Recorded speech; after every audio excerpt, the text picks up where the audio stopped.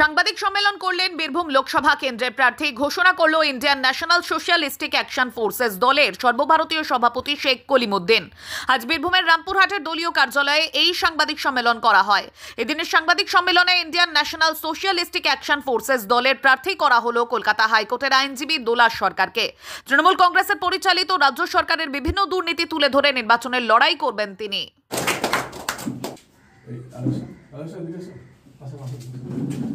इंसाफ जिंदाबाद जिंदाबाद जिंदाबाद इंसाफ जिंदाबाद जिंदाबाद जिंदाबाद Indian national socialistic action forces जिंदाबाद जिंदाबाद जिंदाबाद Indian national socialistic action forces जिंदाबाद जिंदाबाद जिंदाबाद दोला सरकार जिंदाबाद जिंदाबाद जिंदाबाद दोला सरकार जिंदाबाद जिंदाबाद जिंदाबाद दोला सरकार তোমায় জানাই স্বাগতম স্বাগতম স্বাগতম दोला सरकार তোমায় জানাই স্বাগতম স্বাগতম স্বাগতম এবার ভোটে জিতবে কে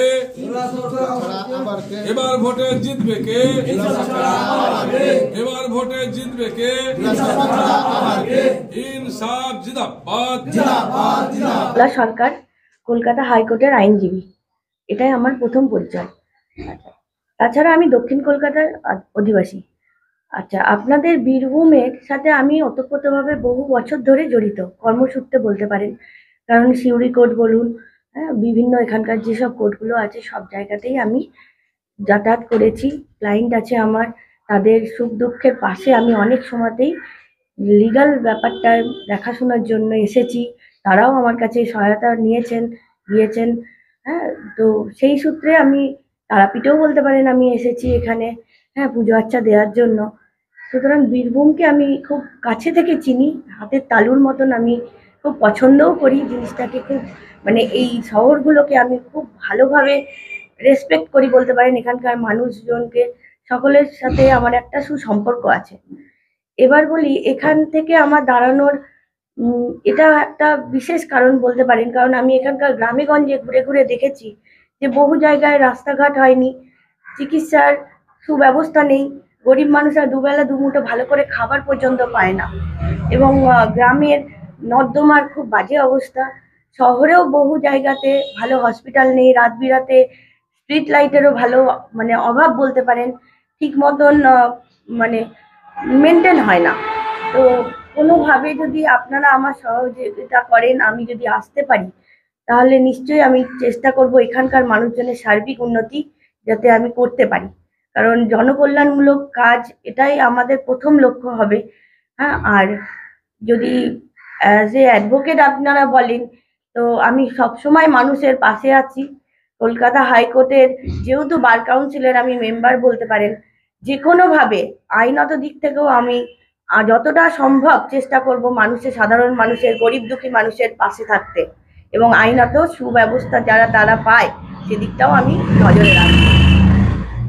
এলাকা 3 বারের সাংসদ শতাব্দী রায় তৃণমূল কংগ্রেসের প্রার্থী, অ্যাডভোকেট মিল্টন রশিদ কংগ্রেসের প্রার্থী। বিজেপি এখনো প্রার্থী ডিক্লেয়ার করেনি। আপনি অ্যাডভোকেট, লড়াইটা কার সঙ্গে হবে আপনার? আচ্ছা, এটা যদি বলেন লড়াই, যদি আপনারা ভাবেন যে আমার লড়াই কিন্তু অ্যাকচুয়ালি কারোর সাথেই নয়। যে যার জায়গায় হয়তো সবাই ঠিক আছেন, শাসক গোষ্ঠী হয়তো বলবেন আমরা আমার জায়গায় ঠিক আছি, আর যারা আছেন বিরোধী পার্টি তারাও বলবেন হয়তো আমাদের জায়গায় ঠিক আছে। কিন্তু আমি আমার দৃষ্টিভঙ্গি থেকে বলতে পারি যে কেউই ঠিক নন তারা।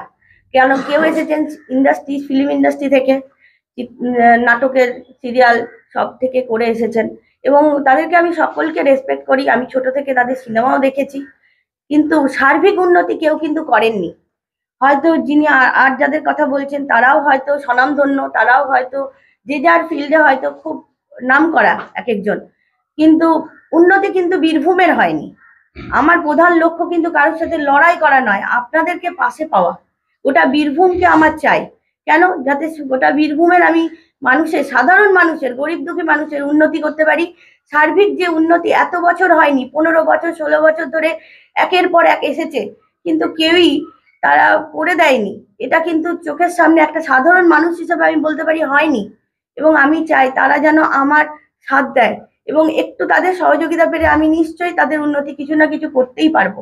কিন্তু প্রথম দরকার এখানে কারোর সাথে কারোর যুদ্ধ, নিশ্চয়ই এটা একটা রাজনৈতিক ফিল্ড, এটা একটা যুদ্ধের জায়গা, কিন্তু তার থেকেও বড় দরকার সাধারণ মানুষের সহযোগিতা আমার সাথে। সেই জায়গাটা যদি আমি পাই, আশা করব আমি সার্বিক যে উন্নতি, যে জনকল্যাণমূলক কাজ করব বলে আমাদের এই ইনসাফ পার্টি এসেছে, সেই জায়গাটা থেকে আমি তাদের উন্নতির জন্য এগিয়ে যেতে পারবো এবং চেষ্টা করব যদি আমি আসতে পারি 5 বছরের, নিশ্চয়ই কোনো না কোনো বিশেষ ভূমিকা আমি নিতে পারবো এবং সেই জায়গাটা সাধারণ মানুষের পাশে এসে সবকিছু আমি করার ব্যবস্থা করতে পারবো। জয়ের ব্যাপারে কতটা নিশ্চিত? দেখুন, আমি 100% নিশ্চিত। যদি সাধারণ মানুষ আমার সাথ দেন, আপনার গোটা বীরভূম যদি আমার সাথ দেয়, এই জয় কেউ আটকাতে পারবে না।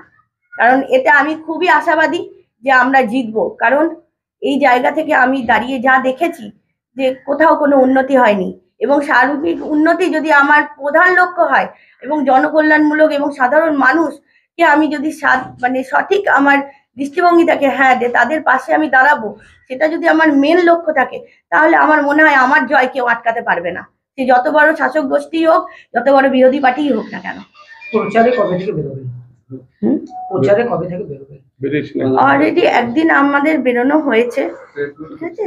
আজকে আমাদের আপনাদের সাথে আসা যে সেগুলো জানানোর জন্য। আগামী দিনে আমাদের প্রেসিডেন্ট যেভাবে কার্যকলাপ করবেন, যেভাবে এগোতে বলবেন, আমরা সেইভাবেই এগোবো এবং অ্যাজ এ ক্যান্ডিডেট ওনার অনুমতি নিয়ে যেখানে যেখানে প্রচার করা সম্ভব আমি সমস্ত জায়গায় যাব। যদি গ্রামে গঞ্জে বলেন, যে কোনো জায়গায়, প্রত্যেকে বাড়ি বাড়ি আমি যেতেও প্রস্তুত।